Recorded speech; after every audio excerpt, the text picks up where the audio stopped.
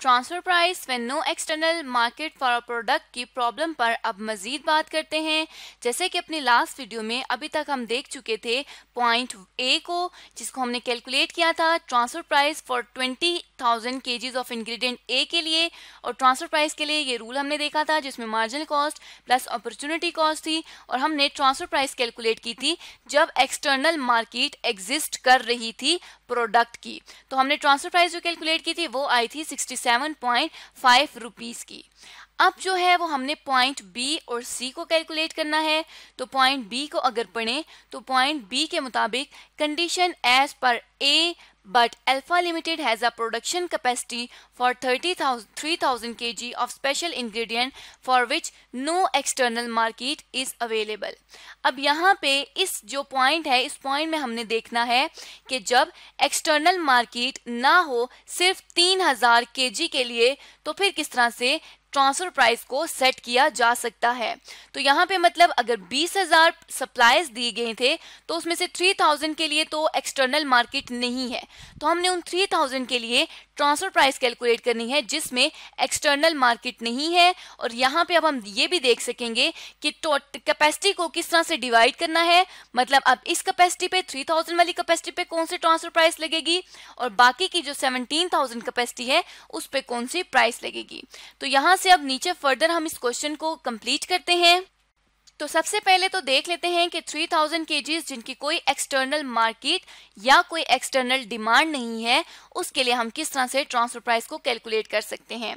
Normal जो transfer price का हमने रूल पढ़ा था उसमें यह था कि transfer price is equals to marginal cost plus opportunity cost, लेकिन क्योंकि जब एक्सटर्नल डिमांड नहीं है तो ऐसी कोई अपॉर्चुनिटी नहीं है जिसकी वजह से कोई कॉस्ट एग्जिस्ट करे, तो हम क्या करेंगे कि यहाँ पर ट्रांसफर प्राइस में को इक्वल कर देंगे मार्जिनल कॉस्ट प्लस 0 के, और फिर जो ट्रांसफर प्राइस हमारे पास आ जाएगी वो आ जाएगी marginal cost is equals two variable cost के। तो वेरिएबल कॉस्ट को हम ऊपर कैलकुलेट कर चुके थे जिसमें हमने यहाँ पर एक्सटर्नल सेल्स के बेसिस पर कॉस्ट कैलकुलेट की थी, और उसमें से 75% हिस्सा था वेरिएबल कॉस्ट का जो कि था 45, और यहाँ पे हमने वेरिएबल कॉस्ट को मार्जिनल कॉस्ट बनाने के लिए वेरिएबल कॉस्ट में से 7.5 की पैकेजिंग कॉस्ट को लेस कर दिया था। तो अब हम यहाँ पे भी क्या करेंगे कि इसी वाले ऑप्शन को यहाँ पर लिख सकते हैं। अगर हमें ऊपर वाला पॉइंट ना गिवन होता तब भी हम इस तरह से वर्किंग करके तो इसको external for no external market के लिए मार्जिनल कॉस्ट कैलकुलेट कर सकते थे। क्योंकि ये इसी क्वेश्चन का पार्ट बी है इसलिए हम इसको फर्दर दोबारा से कैलकुलेट नहीं कर रहे हैं, और ऊपर वाला पार्ट करना हमारे लिए ज़रूरी था। एक्सटर्नल मार्केट जब हो उस केस में ज़रूरी था क्योंकि हमने उसी की बेसिस पर आगे के क्वेश्चन को सॉल्व करना था।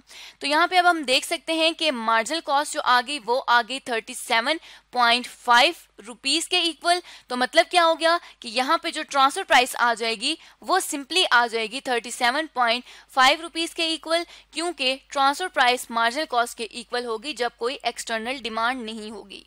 अब ये तो बात होगी 3,000 केजीज के लिए, लेकिन ऑर्गेनाइजेशन के पास जो टोटल केजीज हैं जो रिमेनिंग है वो है 17,000 केजीज ऑफ आउटपुट, और इसके लिए भी रूल हमारे पास एग्जैक्टली सेम रहेगा।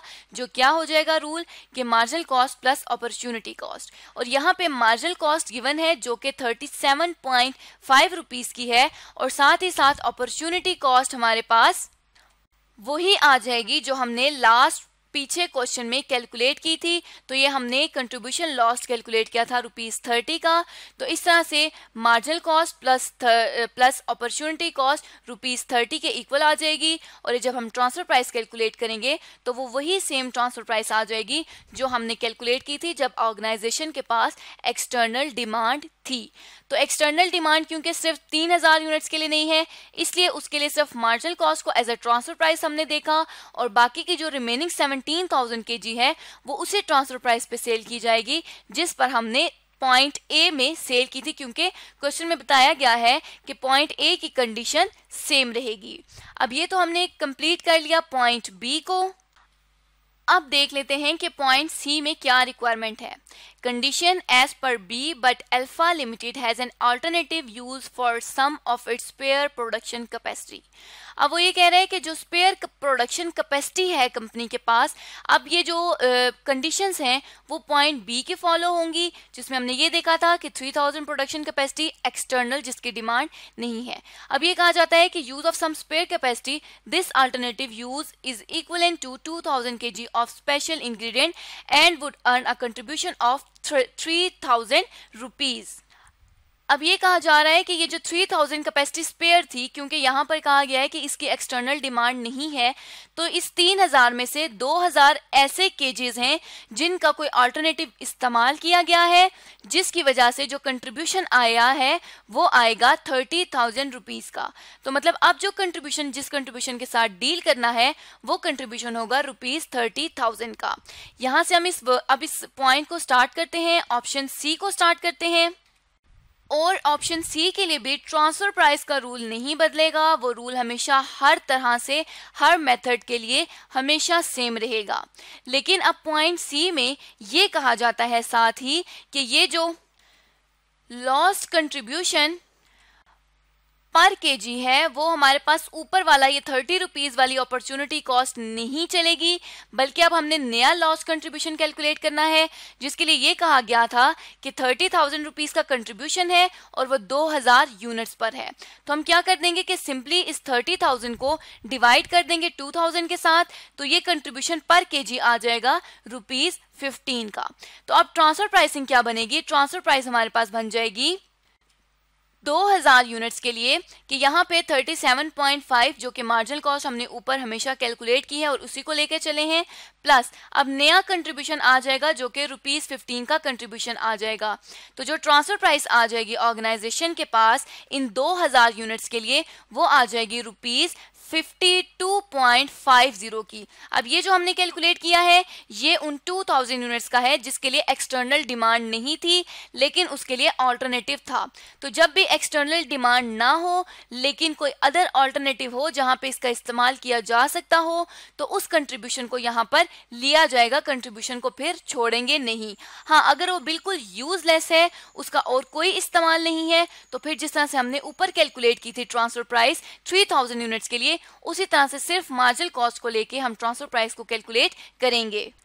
लेकिन क्योंकि अब ऑल्टरनेटिव यूज है तो अगर उस यूज को छोड़ेंगे तो कंट्रीब्यूशन लॉस्ट होगा, इस वजह से यहाँ पर कंट्रीब्यूशन कैलकुलेट किया है। अब इस 3000 की क्वांटिटी में से ऑर्गेनाइजेशन के पास 2000 जब किसी और जगह पर लग गया तो 1000 बच गया जिसकी कोई एक्सटर्नल मार्केट नहीं होगी। तो जब एक्सटर्नल मार्केट नहीं है और कोई अल्टरनेटिव यूज भी नहीं है तो ट्रांसफर प्राइस इज इक्वल हो जाएगी मार्जिनल कॉस्ट के, जो कि इक्वल थी 37.50 रुपीज के। अब जो बैलेंस बच जाएगा 20,000 में से 2000 के और 1000 के, तो पीछे जो रिमेनिंग 17,000 यूनिट्स बन जाएंगी जिनकी एक्सटर्नल ट्रांसफर है, तो उस पर हम वही ट्रांसफर प्राइस लगाएंगे जो कि हमने ऊपर ट्रांसफर प्राइस कैलकुलेट की थी जब एक्सटर्नल ट्रांसफर थी इन प्रोडक्ट्स की। तो यहाँ पे अगर ए प्रोडक्ट की ट्रांसफर है तो उसके लिए 67.50 को हमने यहाँ ऊपर कैलकुलेट किया था। तो इस तरह से आज के इस वीडियो में हमने ये देखा कि कोई भी ऑर्गेनाइजेशन किस तरह से ट्रांसफर प्राइस को कैलकुलेट कर सकती है जब एक्सटर्नल डिमांड हो, जब एक्सटर्नल डिमांड ना हो, और जब एक्सटर्नल डिमांड ना हो लेकिन कोई अल्टरनेटिव मौजूद हो, तो उस केस में हमने ट्रांसफर प्राइस को ऑर्गेनाइजेशन के लिए कैलकुलेट किया।